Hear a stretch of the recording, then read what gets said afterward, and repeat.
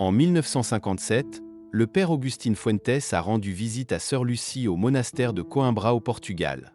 C'était une rencontre qui allait bientôt résonner dans les cœurs de nombreux fidèles à travers le monde. Lors de cette visite, le père Fuentes a eu une longue et profonde conversation avec Sœur Lucie, l'une des 3 enfants à qui la Vierge Marie était apparue à Fatima en 1917. Sœur Lucie, alors carmélite, lui a confié des détails inédits concernant les secrets de Fatima et les prophéties de la Vierge, qui suscitent encore aujourd'hui un vif intérêt et une grande dévotion parmi les catholiques du monde entier. Au cours de cette conversation, Sœur Lucie a partagé avec le père Fuentes ses expériences et ses réflexions sur les apparitions de Fatima et leur profonde signification spirituelle. Elle a parlé des préoccupations de la Vierge Marie pour l'avenir de l'humanité, de l'appel à la conversion, à la pénitence et à la prière, ainsi que des dangers qui pourraient menacer le monde si ces appels n'étaient pas entendus. Ces paroles, empreintes de simplicité mais aussi d'une grande sagesse, sont devenues une source d'inspiration pour beaucoup, désireux de comprendre et de répondre au message de Fatima. Profondément ému par les confidences de Sœur Lucie, le père Fuentes a décidé de diffuser ces paroles. Grâce à ces efforts, ce message a atteint un large public de fidèles, contribuant au développement du culte de Fatima et à l'approfondissement de la dévotion mariale.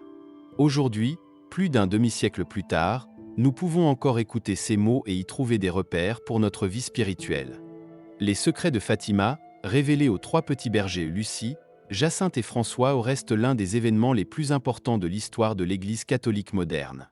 Ces apparitions ont eu lieu à une époque où le monde était confronté à de grands bouleversements, la Première Guerre mondiale, la révolution bolchevique et les difficiles années de l'entre-deux-guerres. Le message de Fatima, qui appelait à la prière du rosaire, à la pénitence et à la consécration au cœur immaculé de Marie, est devenu un appel à la rénovation spirituelle et à l'espoir face aux ténèbres menaçantes. Sœur Lucie, pendant de nombreuses années de sa vie religieuse, est restée une humble témoin de ces événements. Sa vie, remplie de prières et de dévouement, est devenue un témoignage silencieux mais éloquent de foi et d'abandon à Dieu. La conversation avec le père Fuentes fut l'un des rares moments où elle partagea publiquement ses réflexions et sa profonde compréhension des apparitions. Aujourd'hui, en nous souvenant de cette rencontre historique, nous avons l'occasion de réécouter le message que Sœur Lucie a transmis au père Fuentes. Ce message, appelant à la conversion, à la prière et à la confiance en la providence divine, reste toujours actuel et nécessaire à notre époque. Puissions-nous, en suivant les traces des petits bergers de Fatima et en écoutant la voix de la Vierge Marie, trouver le chemin vers la paix et la véritable rénovation spirituelle. Écoutons maintenant les paroles de Sœur Lucie enregistrées par le père Fuentes. Les bons continuent sur le chemin du bien, mais sans prêter attention à ce message.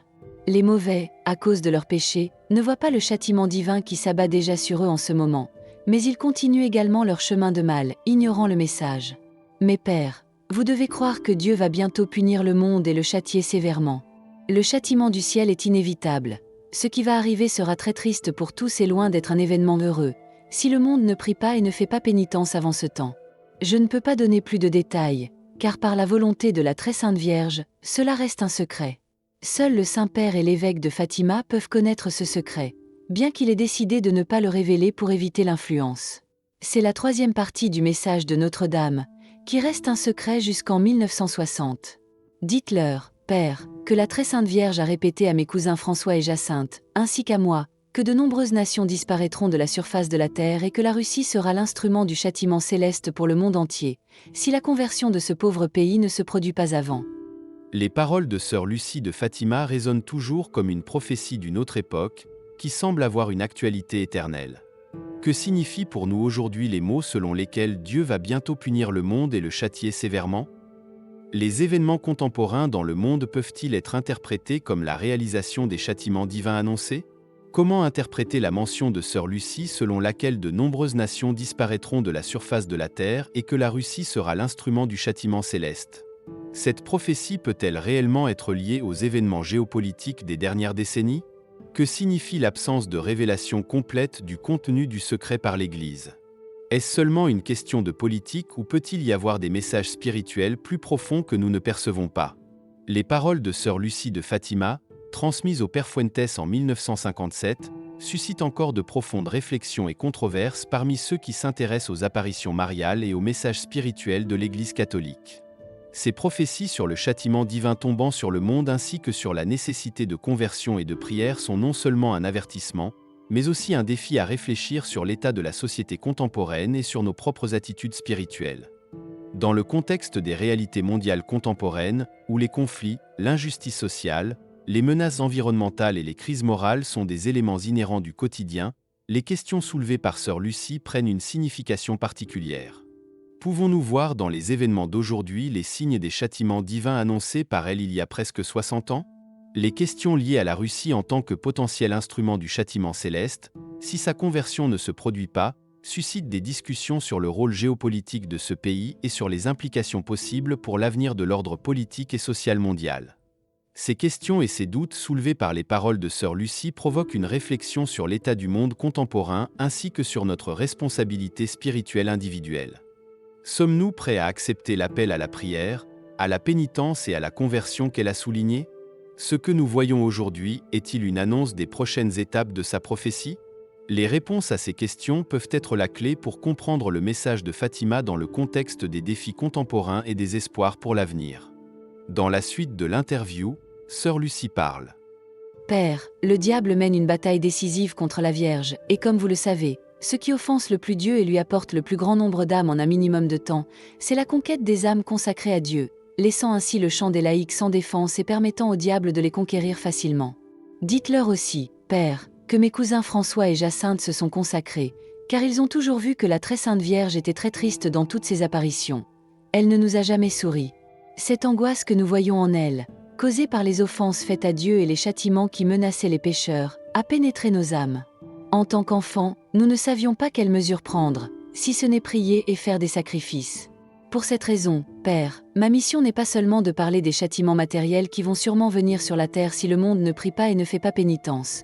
Non, ma mission est d'avertir tout le monde du danger immédiat de perdre nos âmes pour l'éternité si nous restons attachés au péché. Père, nous ne devons pas attendre l'appel à la pénitence adressé au monde depuis Rome par le Saint-Père, ni l'appel à la pénitence de la part des évêques de notre diocèse ou de nos congrégations religieuses. Notre Seigneur a souvent utilisé ces moyens, et le monde n'y a pas prêté attention. Maintenant, chacun de nous doit commencer à se repentir spirituellement. Chacun de nous doit sauver non seulement sa propre âme, mais aussi toutes les âmes que Dieu a placées sur notre chemin. Les paroles de Sœur Lucie sont comme un cri dans le silence du monde moderne, rappelant l'essence du conflit spirituel qui se déroule sous nos yeux. Lorsqu'elle parle de la conquête diabolique des âmes consacrées à Dieu, quelles réflexions nous viennent à l'esprit concernant le rôle de la spiritualité et son importance face à une réalité de plus en plus sécularisée? Le phénomène visible de l'apathie spirituelle est-il une réponse à ce qu'elle décrivait comme la tristesse de la très sainte Vierge? Quels signes du monde contemporain peuvent être interprétés comme des avertissements des châtiments matériels et spirituels à venir? Quand Sœur Lucie parle de l'offrande de François et de Jacinthe pour consoler la Vierge Marie, quelles leçons tirons-nous sur l'altruisme, la prière et le dévouement? Le monde d'aujourd'hui cède-t-il trop facilement aux tentations du consumérisme et de l'égoïsme, ignorant les appels à la conversion spirituelle? Quelles actions pouvons-nous entreprendre pour répondre à son appel à la conversion personnelle et à la prière spirituelle, sans attendre des appels collectifs de la hiérarchie ecclésiastique? Les paroles de Sœur Lucie nous rappellent que chaque individu a son rôle dans la transformation spirituelle. Sommes-nous prêts à relever ce défi pour sauver non seulement notre propre âme, mais aussi celle des autres? Notre responsabilité spirituelle va-t-elle au-delà du bien-être personnel pour inclure également le souci du salut des autres? Ces questions posées par Sœur Lucie restent actuelles et inspirent une profonde introspection ainsi qu'un engagement actif dans les affaires spirituelles qui influencent notre avenir et notre état de salut. Dans la suite de la conversation, Sœur Lucie parle. Père, la très sainte Vierge ne m'a pas dit directement que nous sommes dans les temps de la fin, mais je l'ai compris pour 3 raisons. La première raison est qu'elle m'a dit que le diable engage une bataille décisive avec la Vierge, une bataille finale. C'est la bataille ultime où l'un des côtés remportera la victoire et l'autre subira la défaite. À partir de ce moment, nous sommes soit avec Dieu, soit avec le diable. Il n'y a pas de compromis. La deuxième raison est qu'elle m'a dit, ainsi qu'à mes cousins, que Dieu donne au monde 2 derniers remèdes, le Saint-Rosaire et la dévotion au cœur immaculé de Marie. Être les derniers remèdes signifie qu'il n'y en aura pas d'autres. La troisième raison est que, selon les plans de la providence divine, quand Dieu est sur le point de punir le monde, il épuise d'abord tous les autres moyens. Quand il voit que le monde n'y prête pas attention, alors, comme nous disons dans notre façon imparfaite de parler, Avec une certaine crainte, il nous présente le dernier moyen de salut, sa très sainte mère. Si nous méprisons et rejetons ce dernier moyen, le ciel ne nous pardonnera plus, car nous commettrons un péché que l'Évangile appelle le péché contre le Saint-Esprit.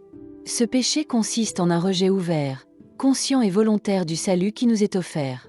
De plus, comme notre Seigneur est un très bon Fils, il ne permettra pas que nous offensons et méprisons sa très sainte mère. Les paroles de sœur Lucie pénètrent nos pensées contemporaines par leur profondeur et leur singularité. Son message concernant la bataille finale entre Dieu et le diable semble être non seulement un avertissement, mais aussi un appel à réfléchir sur l'état de nos propres choix spirituels. Lorsque nous considérons ses propos sur le Saint-Rosaire et la dévotion au cœur immaculé de Marie comme les derniers moyens de salut, nous devons nous demander si notre pratique religieuse quotidienne est suffisamment profonde et authentique. Son rappel que Dieu épuise tous les autres moyens avant le châtiment final nous pose des questions sur notre préparation à la transformation spirituelle. Voyons-nous dans la présence de la Mère de Dieu la dernière espérance de conversion et de salut?